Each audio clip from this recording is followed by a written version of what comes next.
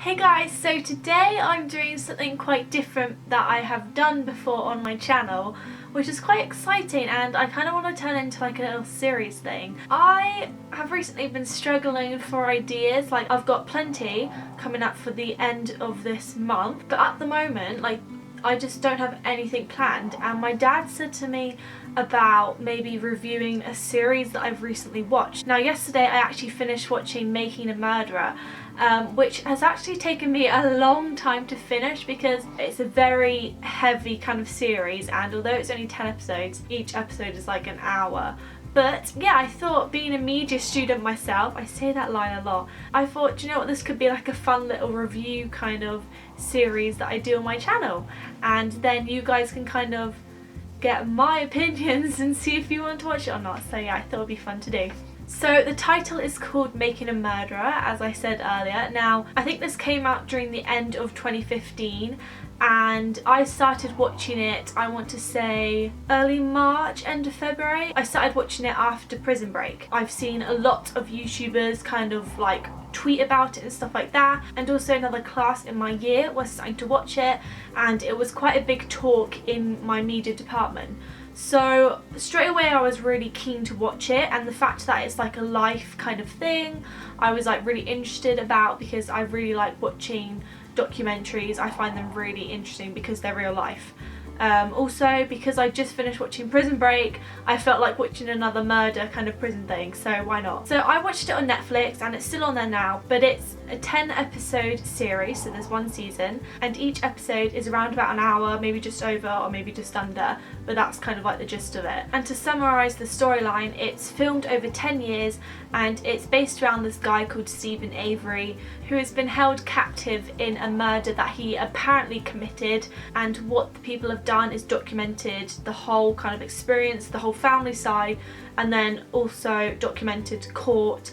And I think I read up that they had apparently 700 hours of footage to go through, and they've just combusted it into this 10-hour season. So it's really interesting. What's really good about this series though is that the people have really given a balanced kind of opinion on whether he could have committed that crime or whether he not. And I think that's very important when you're telling like a truth story. Sometimes you can watch a documentary and it'll be very biased and make you think of one opinion, but this one kind of gives you the mixture of both, which is very good, so you can obviously make up your own mind. Now I want to go into like the pros and cons of what I thought about this. So I'm going to start with the pros. Now, it's very interesting, and if you're into watching documentaries then you're going to love it. Also, if you are someone who loves kind of murder, kind of crime thing, it's also a very short series. Like I said, there's only 10 episodes and one season, so it's kind of one that you can break down. Like if you're watching a heavy season, then you could always use this season just to break up and kind of, you know, have something different. I also really like the fact that it's a true story, because I just get really connected to those kind of like storylines, because obviously these are real life. Like I could be watching Prison Break, but even though some of the horrible stuff that happens in it, I know it's not real, but with this stuff it's pure real stuff, and it's affecting the actual family, and you kind of see how much pain they go through, and it's really upsetting, and it does get to you. Now the cons of this series is that each episode, like I said, is an hour long, and like say when I watch PLL it's like 45 minutes, but having an hour, there is so much information put into this. Like you're literally watching a whole episode of like court. There's a lot of information you've got to take in, so you need to be in that right of mind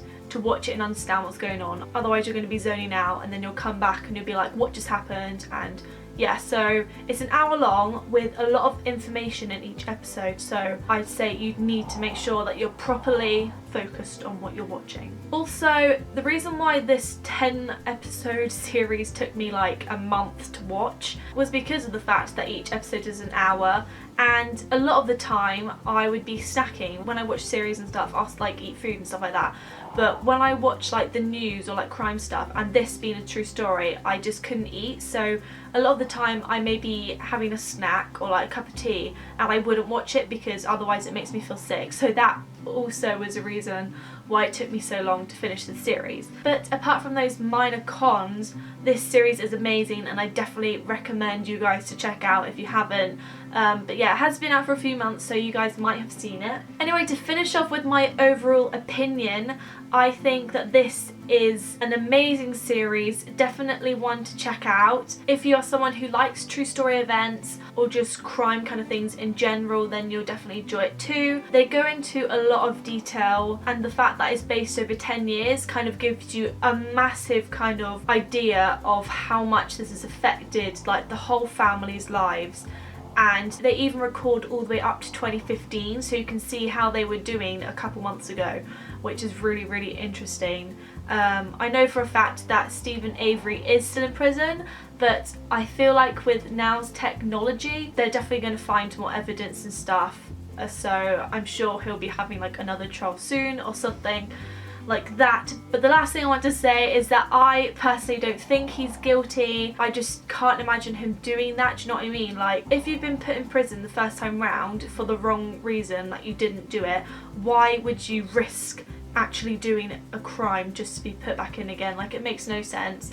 And the amount of bad evidence there was placed around everywhere, none of it just made sense. I don't even know why the police and judge and stuff thought that he could have done it. It just made absolutely no sense.